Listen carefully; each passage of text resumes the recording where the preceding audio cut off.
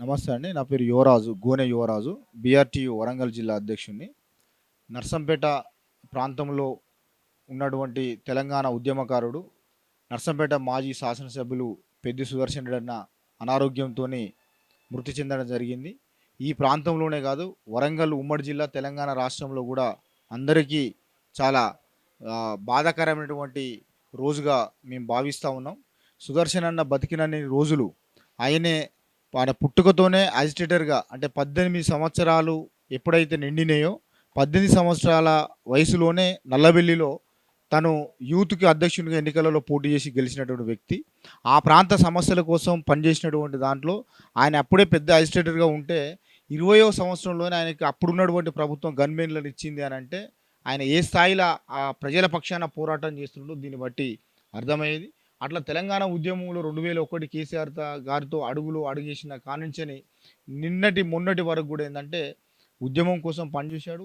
తెలంగాణ వచ్చిన తర్వాత నా ప్రాంతానికి, ఈ నర్సంపేట ప్రాంతానికి ఏం చెయ్యాలి అనేటువంటి ఒక టర్మ్ ఎమ్మెల్యే అయ్యి 2 సంవత్సరాల కరోనా అయిపోయిన తర్వాత కేవలం మిగిలినటువంటి 3 సంవత్సరాల కాలంలో నర్సంపేట ప్రాంతంలో చెప్పుకోదగినటువంటి పనులు, అభివృద్ధి పనులు అనేటువంటి ఈ ప్రాంతంలో సుదర్శన్ రెడ్డి అన్న చేశాడు. అది మెడికల్ కాలేజ్ అయినా, అది పాకాలకి రా అదేవిధంగా రంగయ్య చెరువుకి, మదనపేట చెరువుకి గోదావరి జలాలు తీసుకురావడమైనా, నాకు ఊహ తెలిసిన కానించని ఎప్పుడు ఉగాది రోజున, ఎండాకాలం అంటేనే ఉగాది రోజు, ఉగాది రోజున ఈ నర్సంపేట ప్రాంతంలో 3 సంవత్సరాల కాలం పాటు 292 గొలుసుకట్టు చెరువులు మత్తలు పోసేదంటే అది కేవలం సుదర్శన్ రెడ్డి అన్న గోదావరి జలాలను అనేటువంటిది పాకాల రంగ చెరువు, మదనపేట చెరువు తీసుకురావడం వల్లనే ఇది సాధ్యమైంది. ఆయన చేసినటువంటి అభివృద్ధి అనేటువంటిది గత భవిష్యత్తు కూడా చెప్పుకునేటువంటి రీతిలో ఉంది. అలాంటి వ్యక్తి చనిపోవడం అనేటువంటిది మాకు బాధాకరమైనటువంటి విషయం. అదే కాదు, కార్యకర్తలకు కూడా ఏ ఆపద వచ్చినా కూడా, ఆ కార్యకర్త కాకపోయినా ఏ ప్రజల ఓటరుకు ఇబ్బంది వచ్చినా కూడా తన తలుపు తట్టిన, ఫోన్ చేసిన, అర్ధరాత్రి అయినా అపరాత్రి అయినా ఫోన్ లిఫ్ట్ చేసి ధైర్యాన్ని ఇచ్చి అక్కడికి వచ్చి మనోధైర్యాన్ని చెప్పి కాపాడుకునేటువంటి వ్యక్తి సుదర్శన్ రెడ్డి. అందులో భాగంగానే ఆస్తులు లేకపోయినా, ఏమి లేకపోయినా అభిమానాన్ని చాటుకున్నాడు. కాబట్టే నేను ఇప్పటి వరకు కూడా రాజశేఖర్ రెడ్డి లాంటి ముఖ్యమంత్రులు చనిపోయినా కూడా ఆ జనాన్ని చూడలేదు. అంత జనం, అంత అభిమానం వచ్చిందనంటేనే సుదర్శన్ రెడ్డి అన్న సంపాదించుకున్నటువంటి అభిమానంతోనే వచ్చిందనేటువంటిది మా ఉద్దేశం.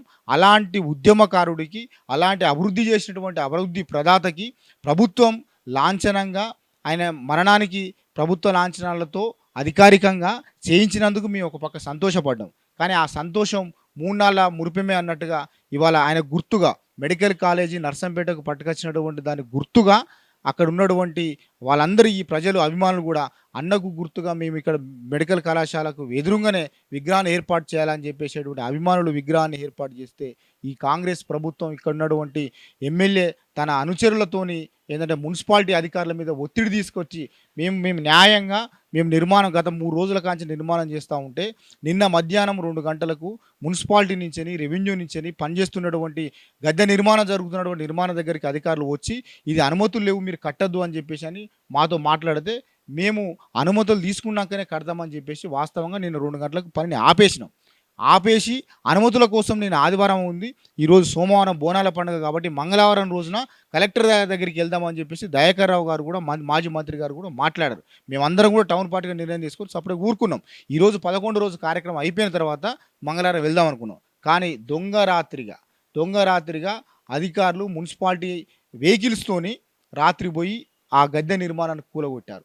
కాబట్టే ఈరోజు అభిమానులు ఆగలేక ఆ ప్రోగ్రాం జరిగినా కూడా సుదర్శన్ అన్న నిలబడాలి, ఈ గద్దె నిర్మాణం జరగాలి, మనం ఓపిక బట్టి ఆయన కూడా వాళ్ళు చేసిన అనేటువంటి దాంతో గద్దె నిర్మాణం జరిగి ఈరోజు నిలబెట్టుకున్నాం. ఇప్పటికైనా ప్రభుత్వాన్ని మేము చెప్తా ఉన్నాం, ఉద్యమకారుడు తను ఉద్యమం చేస్తేనే తెలంగాణ వచ్చింది, ఆ తెలంగాణ వచ్చిన దానికి నువ్వు ఇవాళ ముఖ్యమంత్రి అయిన, మంత్రులైనలు కాబట్టే ఆయన గౌరవించినటువంటి ఒక గౌరవవందనం మృతికే కాదు, ఆయన సంతాప సూచకంగా గుర్తులుండేటువంటి అభివృద్ధికి గుర్తుగా కూడా ఈ ప్రభుత్వమే అధికారికంగా అక్కడ విగ్రహం పెట్టాలి.